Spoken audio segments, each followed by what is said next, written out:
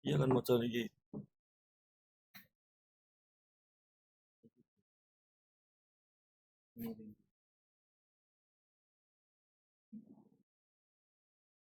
Nek akhir.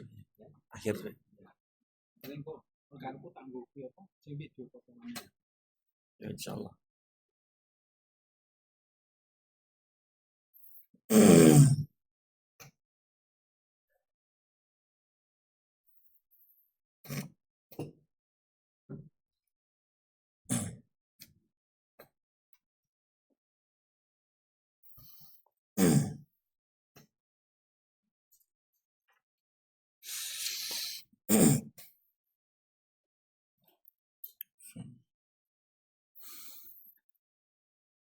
Assalamualaikum warahmatullahi wabarakatuh.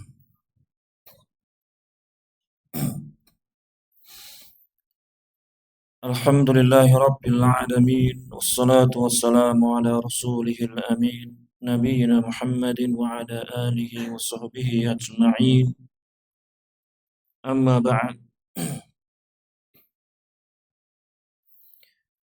Bapak-bapak, ibu-ibu jamaah Masjid As-Salam rahimakumullah. Alhamdulillah, tidak lupa kita senantiasa memuji dan bersyukur kepada Allah Subhanahu wa taala yang telah memberikan kepada kita nikmat-nikmatnya sehingga di petang hari ini kita bisa bersua kembali, berjumpa kembali, melanjutkan pelajaran kita, yakni belajar ilmu fikih. Kemudian salawat dan salam semoga senantiasa tercurahkan kepada suri teladan kita Rasulullah Muhammad sallallahu alaihi wasallam, kepada para keluarganya, kepada para sahabatnya, dan juga kepada para pengikutnya sampai yaumul akhir nanti. Jamaah rahimakumullah. Alhamdulillah, di petang hari ini Kita masih melanjutkan pembahasan tentang haji dan umrah. Semoga dengan kita belajar haji dan umrah ini Allah berikan kemudahan bagi kita untuk menunaikannya. Bagi yang belum pernah menunaikan dan bagi yang sudah pernah menunaikan ibadah haji dan umrah, semoga bisa dimudahkan untuk berangkat lagi ke tanah haram. Di pertemuan pekan lalu sudah kita bacakan yakni tentang syarat-syarat dari kewajiban haji, syarat wajib haji. Ada 5 syarat wajib dari haji, itu ada 5. Ya, tidak perlu kita ulang. Kemudian yang terakhir yakni rukun-rukun haji. Ya, rukun-rukun haji. Ada berapa rukun haji? Ada 4. Rukun haji ada 4. Yang pertama apa? Iya, al-ihram. Ihram. Yang pertama ihram. Maksudnya ihram apa? Iya, niat untuk masuk manasik haji. Iya, ihram yang dimaksudkan dalam rukun haji yakni niat untuk masuk manasik haji. Kemudian rukun yang kedua yakni apa? Wukuf di Arafah. Wukuf di Arafah. Yang ketiga tawaf. Tawaf apa namanya? Ifadah. Ya, tawaf ifadah atau disebut juga tawaf ziarah. Ya. Atau tawaful fard. Kemudian yang keempat, rukun yang terakhir yakni apa? Sa'i. Ya, sa'i dari Safa, antara Safa dan Marwah. Ya, antara Safa dan Marwah. Ya. Ini rukun-rukun haji yang hendaknya bagi kita yang mau melaksanakan haji memperhatikan ini. Ya, ini dia faham rukun-rukunnya. Karena ketika dia terlalaikan salah satu dari rukun-rukun ini, maka apa? Ibadahnya, hajinya menjadi tidak sah. Ya, tidak sah, rugi. Sudah capek-capek ke sana, mahal juga, tidak sah hajinya. Ya. Kemudian yang terakhir di pertemuan yang lalu, yakni kita masuk di kewajiban-kewajiban di dalam haji. Kewajiban-kewajiban yang ada di dalam haji telah kita bacakan berapa kemarin? Iya, 2. Sudah kita bacakan 2. Yang pertama apa? Ihram. Ihram dari mikot. Ya, ihram dari mikot yang disyariatkan. Ya. Maksudnya apa ini? Kok tadi di rukun haji juga ihram, di sini juga ihram. Ya, ini apa? Maksudnya ihram di sini apa? Ya, ini diwajibkan ketika meniatkan masuk ibadah haji itu apa? Di mikotnya. Tempatnya, waktunya itu di mikotnya. Bukan niatnya, tapi tempat meniatkannya itu di mikotnya. Ini kewajiban yang pertama yang sudah kita bacakan di pekan lalu. Kemudian yang kedua, kewajiban yang kedua apa kemarin? Wukuf di Arafah sampai malam, sampai terbenamnya matahari. Ya. Wukuf di Arafah sampai terbenamnya matahari. Bagi orang-orang yang apa? Mendatangi Arafah di siang harinya. Ya.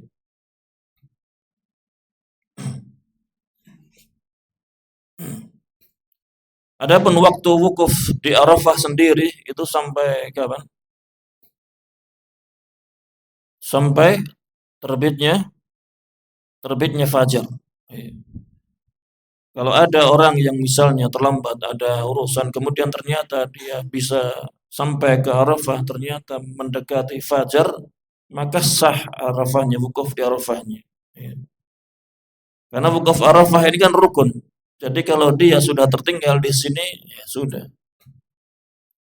Ya, sudah. Ini kewajiban yang ketiga, kewajiban yang kedua, yakni dia wukuf di Arafahnya sampai terbenamnya matahari. Baru kemudian dia apa? Berpindah.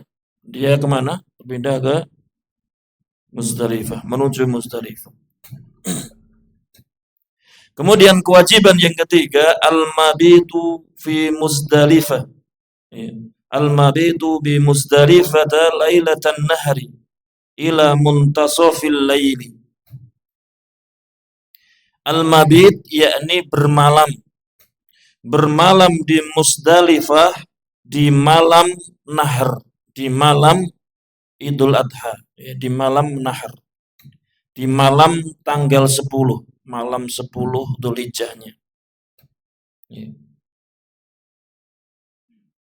Ila muntasafil lail sampai pertengahan malam. Ya.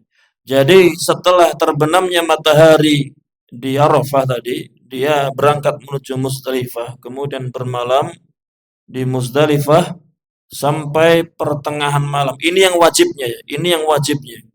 Ya, ini yang wajibnya sampai pertengahan malam. Dikatakan oleh para ahli ilmi rahimahumullah, walaupun yang afdolnya sampai apa? Sampai apa? Sampai sebelum syuruk, sebelum matahari terbit. Ya. Jadi dia masih mengerjakan sholat fajar di sholat subuh di Muzdalifah, kemudian dia wukuf di Muzdalifah, baru dia ketika matahari sudah langit sudah menguning, sebelum terbitnya matahari, dia baru berpindah, berangkat lagi ke mana? Setelah dari Muzdalifah ke mana? Hah? Ke Mina. Untuk yang sudah pernah haji siapa?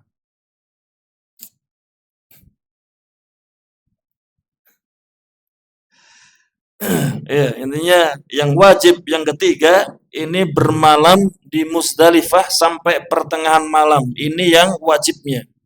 Yang afdolnya sampai sholat subuh di situ, kemudian dia wukuf di situ, berdiam diri di situ setelah subuh, dia berzikir sampai langit menguning sebelum matahari terbit, dia baru berpindah. Ini yang wajibnya. Yang wajibnya sampai pertengahan malam. In wafaha qablahu, jika dia mendatangi Muzdalifah itu sebelumnya. Jika dia mendatangi Muzdalifah sebelum pertengahan malam, sebelum pertengahan malam, maka dia apa? Wajib mabit bermalam di Muzdalifah sampai pertengahan malam. Kegiatannya apa di Muzdalifah? Apa? Iya, tidur ya. Karena capek, karena kecapean di Arafah, dia capek berzikir di sana, kemudian perjalanan ke Muzdalifah, maka apa? Digunakan untuk istirahat di situ. Untuk persiapan apa? Di 10 Dzulhijjahnya juga apa? Banyak apa? Kegiatan. Li fi'lihi sallallahu alaihi wasallam dzalika, karena perbuatan dari Nabi sallallahu alaihi wasallam hal itu. Ya. Beliau bermalam di Muzdalifah. Kemudian kewajiban yang keempat, al-mabitu bi Mina layali ayyamit tasyriqi. Yakni kewajiban yang keempat bermalam di Mina. Layali ayyamit tasyriq, di malam-malam hari-hari tasyrik. di malam 11, malam 12, malam 13. Ya. Diwajibkan untuk bermalam di Mina.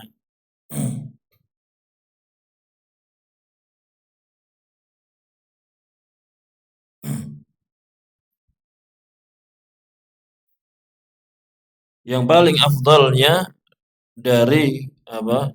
Dari mulai malam sampai fajar. Jadi malamnya dihabiskan di Mina. Ya. Minimalnya, mu'dhamnya, sebagian besar malamnya ada di Mina.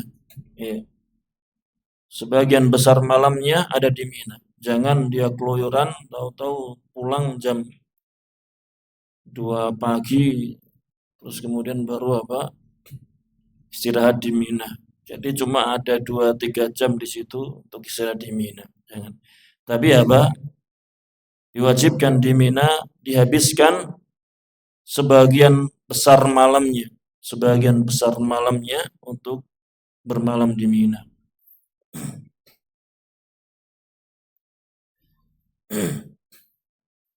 Di malam hari-hari tasyrik. Ya. Malam 11, malam 12, atau kalau mau sampai malam 13.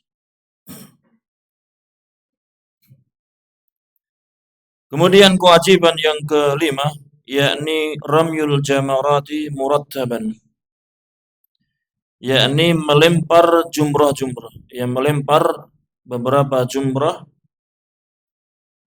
murattaban secara tertib, secara urut, secara urut. Yakni apa? Jumrah apa? Namanya apa? Ada 3 jumrah apa? Iya, jumratul ula atau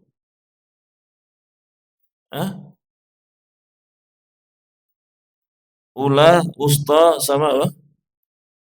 Aqabah, kubro, kubro atau aqabah. Iya. Harus urut ya, dari yang ula yang pertama, kemudian wusta pertengahan, baru yang kubro, yang besar, aqabahnya. Iya. Ini di tanggal 11, 12, dan 13-nya.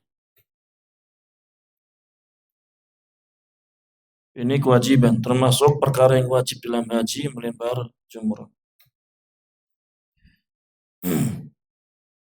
Dan ada satu jumrah lagi, melempar jumrah lagi yang mungkin sudah masuk di sini, yakni yang terjadi di tanggal berapa? Di tanggal 10 Dzulhijjahnya.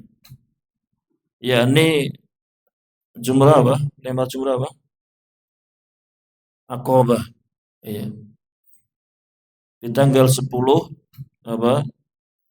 10 Dzulhijjah. Iya. Di tanggal 10 Dzulhijjah. Sebagai tanda berhentinya seseorang yang berhaji, dia bertalbiyah. Ya. Ketika sudah mulai melempar jumrah Aqabah di 10 Dzulhijjah, maka sudah terputus bacaan talbiyahnya. Ya Allah.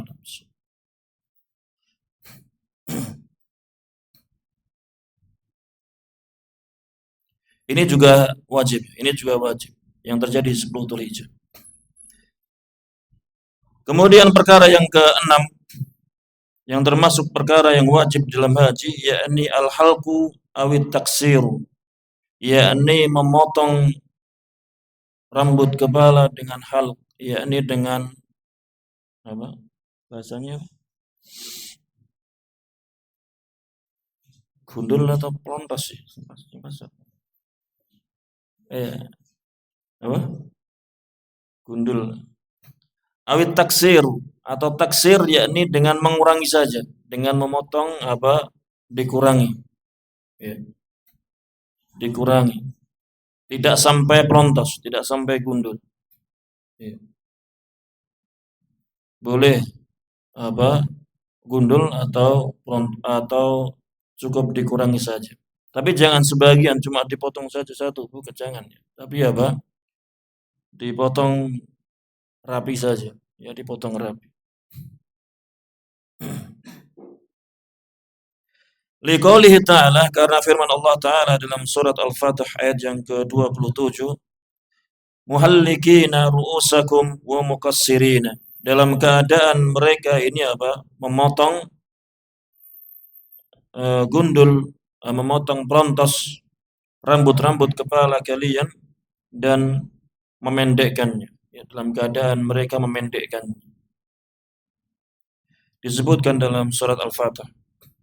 Wa li fi'lihi sallallahu alaihi wasallam, dan karena perbuatan dari Nabi sallallahu alaihi wasallam, wa amrihi bidzalik, dan juga karena perintah dari Nabi sallallahu alaihi wasallam terhadap hal itu. Ya.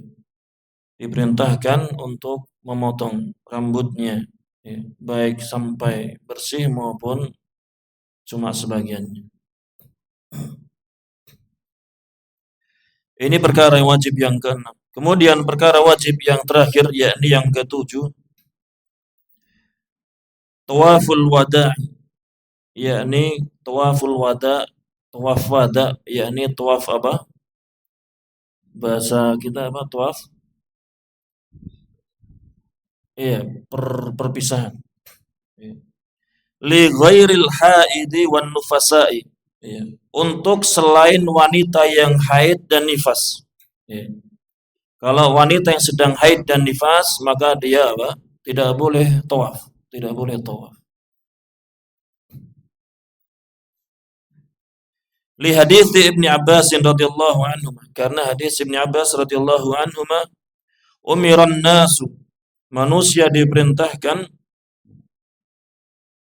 an yakuna akhiru ahdihim bil bait, agar tawaf ini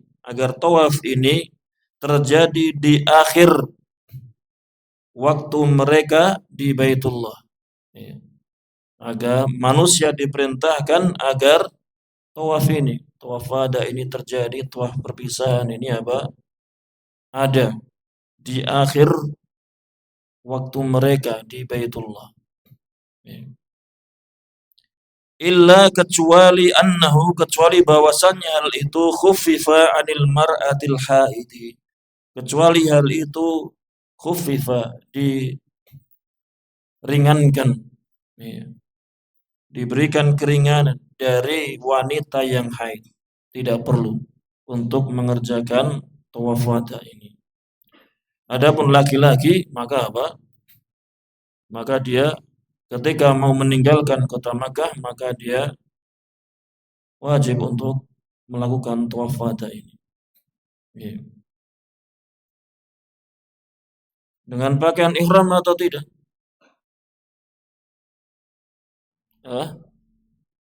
Iya, tidak perlu dengan pakaian ihram.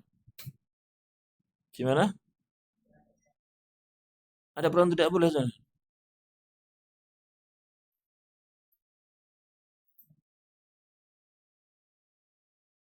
Oh, mungkin ada tempat yang lain untuk tawaf wadanya biar nggak mengganggu.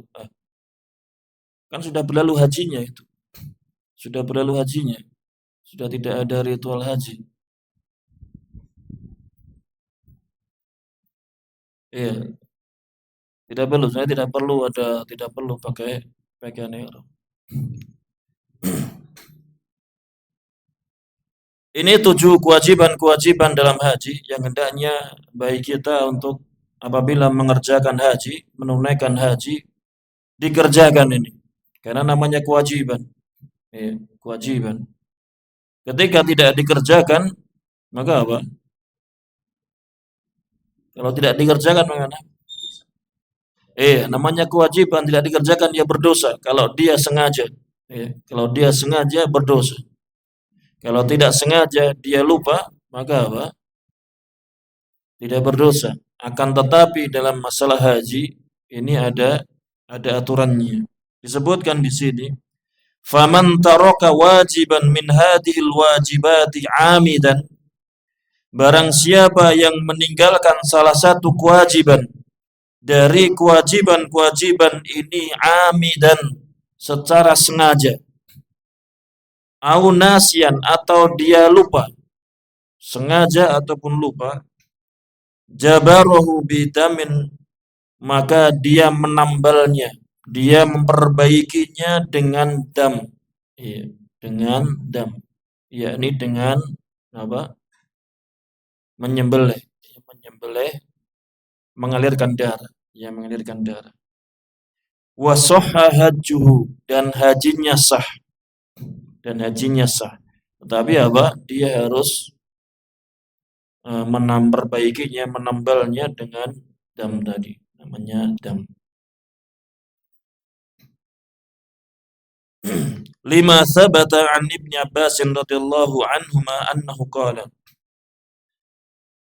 Karena apa yang datang dari Ibnu Abbas radhiyallahu anhuma, bahwasannya Ibnu Abbas ini telah berkata, "Man nasiya min nusuki syai'an aw tarakahu falyurik daman."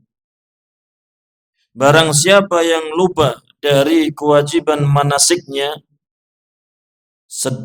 sedikit dari kewajiban manasiknya, atau dia meninggalkannya dengan sengaja tentunya, falyurik, maka hendaknya dia mengalirkan darah. Ya, falyurik daman, maka hendaknya dia mengalirkan darah. Maksudnya tadi, ya, membayar dam, menyembelih hewan kurban. Ini apa? Ini tebusannya ketika meninggalkan perkara yang wajib. Ini 7 perkara yang wajib di dalam haji. Kemudian kita lanjutkan, wa masima ma dzukira minal a'mali fahuwa sunnah. Dan apa-apa yang selain dari yang disebutkan dari amalan-amalan itu, maka itu hukumnya sunnah. Selain dari apa yang telah disebutkan dari amalan-amalan itu, maka itu adalah sunnah. Kemudian disebutkan, wa min ahammi hadhihi sunnani, dan di antara sunnah-sunnah yang paling penting, ya, di antara yang paling penting dari sunnah-sunnah di dalam haji ini, yang pertama yakni al-ikhtisalu lil ihrami, yakni mandi untuk ihram. Ya, mandi untuk ihram. Berarti mandinya dilakukan kapan? Sebelum sebelum ihram, yakni di mana? Kalau dari Madinah di mana? Dzulhulaifah katanya disediakan fasilitas untuk mandi, ya. Kalau yang dari Indonesia lewat jalan naik pesawat, maka mandinya di mana? Di pesawat atau di mana? Boleh kalau ada, tapi akan susah nanti kalau di pesawat. Biasanya di bandara, dia mandi dulu. Adapun ihramnya nanti apa? Ketika di atas jalan lamnya, baru dia ihram. Maksudnya ihram apa? Meniatkan untuk masuk ibadah haji. Itu di jalan lamnya, di atas jalan lamnya. Ini perkara sunnah yang pertama, yakni mandi untuk ihram. Wa tatayyub, dan menggunakan minyak wangi. Ini untuk apa? Untuk siapa? Untuk laki-laki. Khusus disunahkan untuk laki-laki, yakni menggunakan minyak wangi. Dan minyak wanginya digunakan di badannya, di rambutnya, di jenggotnya. Tidak boleh di pakaiannya, di pakaian ihramnya maksudnya.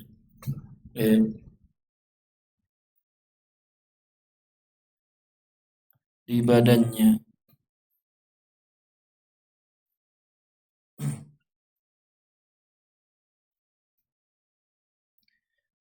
Dan disunnahkan walubsu thawbaini abyadaini, dan disunnahkan menggunakan 2 pakaian yang putih.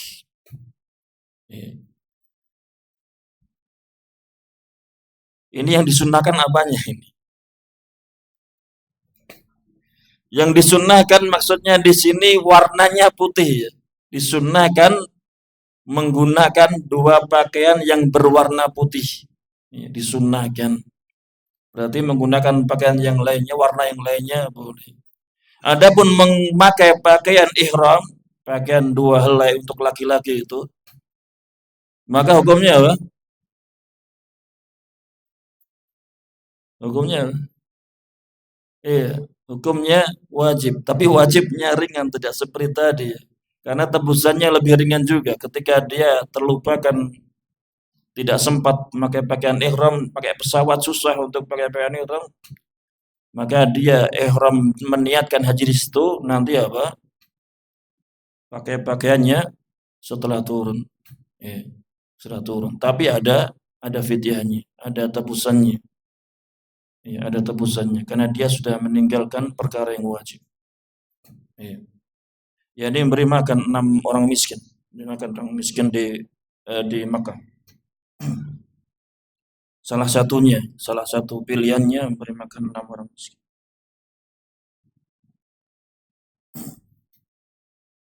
Ini sunnah yang pertama, yakni mandi untuk ihram, kemudian minyak wangi di badannya atau di rambut dan di apa jenggotnya, kemudian memakai pakaian yang berwarna putih untuk laki-laki. Adapun wanita bebas. Ya, adapun wanita tidak ada aturan pakaian khusus.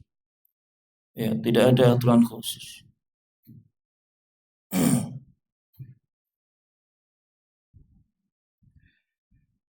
Kemudian sunnah yang kedua, yakni taqlimul adhafiri wa akhdhu sya'ril 'anati wal ibti wa qassu syaribi wa ma yalzamu akhdhuhu. Yakni memotong kuku-kuku dan mengambil bahasa di sini mengambil bulu kemaluannya, yakni maksudnya mencukur bulu kemaluannya, wal ibti dan bulu ketiaknya, wa qassu syaribi dan mencukur memotong kumisnya, wa ma yalzamu akhdhuhu dan apa-apa yang hendaknya diambil, ya, hendaknya dia bersihkan, dia ambil itu dari di badannya, sesuatu di badannya. Ya, walaupun ini tidak ada nas secara khusus, ya, tidak ada nas secara khusus dalam memotong kuku kemudian bulu kemaluan, bulu ketiak, tidak ada nas khusus. Tapi para ulama rahimahullah memasukkannya sunnah-sunnah ini dalam rangka apa? Biar ketika masuk dalam kondisi pendek, kemudian ketika ibadah haji, karena mungkin menunggunya lama, belum tahallul masih apa? Sudah panjang kukunya misal, ya mengganggu atau bahkan menimbulkan bau, ya, akan menimbulkan bau. Maka ini termasuk perkara yang disunahkan, ya disunahkan. Kemudian sunnah yang ketiga, yakni tawaful qudumi lil mufridi wal qarini, ya.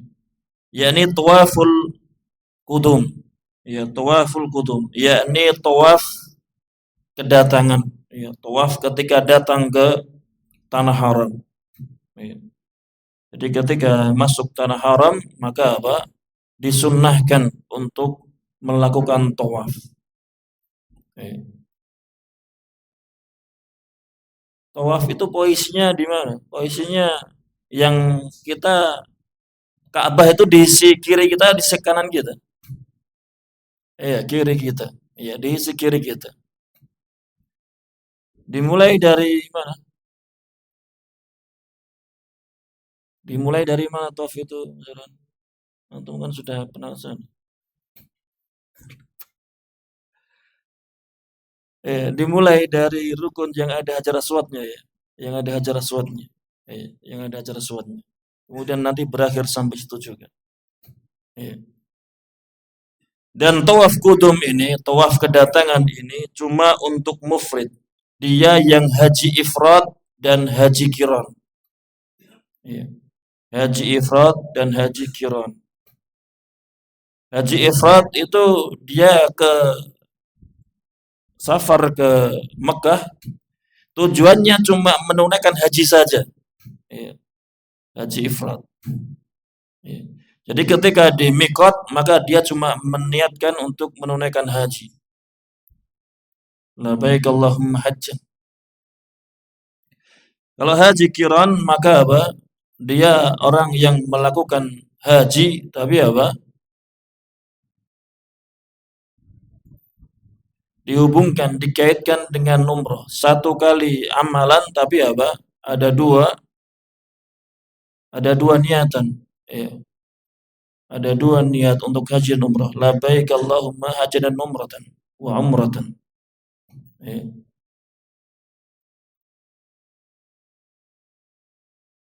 Maka untuk orang yang memiliki dia melakukan haji ifrad dan qiran ini, ketika dia sampai ke Makkah maka disunnahkan untuk tawaf ini, tawaf qudum namanya, tawaf kedatangan.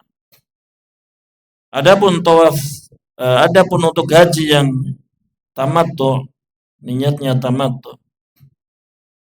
Kebanyakan dari jamaah Indonesia katanya haji tamattu, dia datang sebelum haji, dia melakukan umroh dulu. Dia melakukan umroh dulu, ya kan? Dia kerjakan umroh dulu, baru kemudian dia tahallul. Jadi dia kalau tamattu, dia di mikotnya, dia niatnya untuk umroh saja. Ya. Jadi jamaah ini ketika dia sampai kalau turunnya di mana? Madinah, berarti dia di Bir Alinya atau Dzul Hulaifahnya, dia niatkan untuk umrah dulu. Ya, labbaik Allahumma umratan. Maka kemudian dia masuk kota Makkah, tanah haram, maka apa? Dia tidak perlu apa? Tawaf qudum. Kenapa? Karena dia langsung mengerjakan umrohnya. Dia langsung tawaf untuk tawaf umroh. Ya, tawaf umroh. Ya, langsung tawaf umroh saja dia.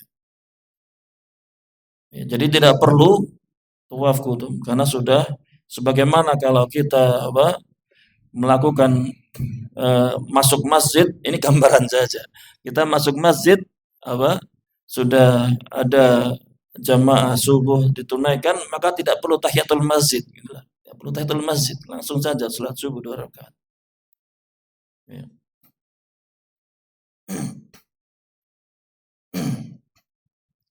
Jadi untuk mereka orang-orang yang berhaji tamattu dan melakukan umroh, maka tidak disunnahkan untuk tawaf qudum ini.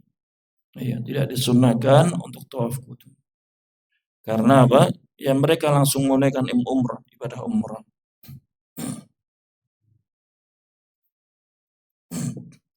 Ini sunnah yang ketiga untuk di dalam haji. Kemudian sunnah yang keempat, yakni ar-ramalu fil thalathatil aswati al-ula min tawafil qudumi. Yakni ar-ramal, yakni dia melakukan lari-lari kecil. Lari-lari kecil gimana? Dia lari tapi langkahnya pendek. Ya, langkahnya pendek. Tidak langkah panjang-panjang, tapi langkahnya pendek. Dia lari tapi langkahnya pendek. Dia kerjakan ini lari kecil ini di 3 putaran yang pertama. Di 3 putaran yang pertama pada tawaf qudum tadi, tawaf kedatangan tadi.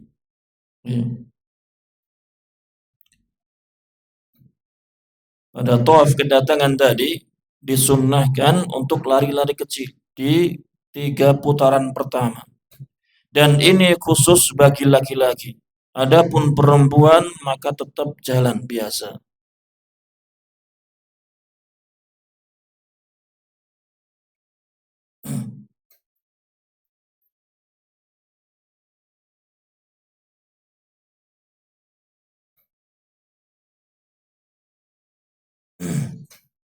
Ini sunnah yang keempat. Kemudian sunnah yang kelima, yakni al-ittiba'u fi tawafil qudumi. Yakni ittiba' pakai ittiba' di tawaf qudum. Ittiba' ini apa? Dijelaskan wa huwa an yaj'ala wasatar ridai tahta atikihil aiman. yakni sebelum tawaf ini apa namanya? Kain ihramnya yang untuk ridanya, selendangnya yang digunakan untuk selendang ini kan biasanya di dua pundaknya. Ketika dia mau tawaf qudum ini disunnahkan ittiba, sunnah ya, disunnahkan ittiba, yakni maksudnya apa? Dia menjadikan bagian tengah selendangnya ini, kain ihram yang di atas ini di bawah pundaknya. Jadi yang sini di atas, kemudian dilewatkan di bawah ketiaknya, di bawah pundaknya. Yang sisi kanan, atikil aiman, di sisi kanannya, pundak isi kanannya. Wa tarafaihi ala atikil aisar, dan dua ujung ridanya tadi, pakaian atasnya tadi, dua ujungnya itu berada di atas pundak bagian kiri. Jadi setelah dilewatkan di bawah pundak kanannya, itu disampirkan di kirinya, di sebagian di atas pundak kirinya. Tergambar nggak ini?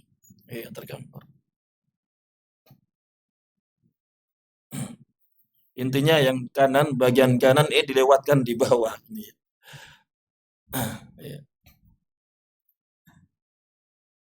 Kemudian sunnah yang keenam,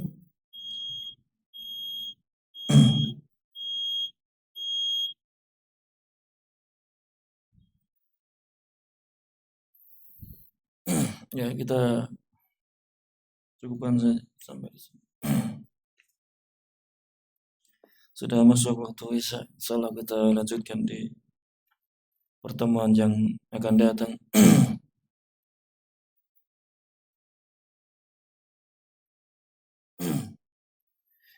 Ini saja, mungkin banyak salah kata, salah ucap, kami minta maaf yang sebesar-besarnya. Kita akhiri wassallallahu ala nabiyyina Muhammadin wa ala alihi washabbihi wasallam. Jazakumullahu khairan. Assalamualaikum warahmatullahi wabarakatuh.